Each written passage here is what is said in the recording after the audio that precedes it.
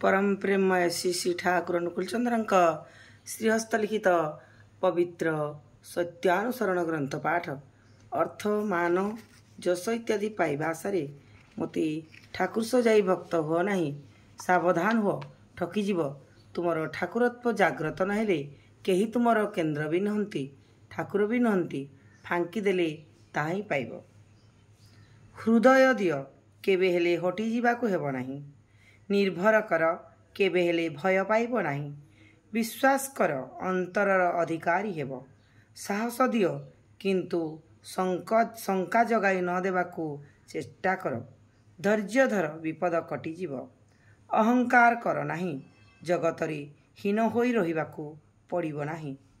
केही तुमको दोषी करिबा पूर्वरु कातर भावरे निज दोष स्वीकार कर। मुक्त कलंक हेब। जगतर स्नेहर पात्र हेब। संयत हुआ किंतु निर्भीक हुआ। सरल हुआ किंतु बेकूफ हुआ नहीं। विनीत हुआ ताहा बोली दुर्बल हृदय हुआ नहीं। जय गुरु जय गुरु।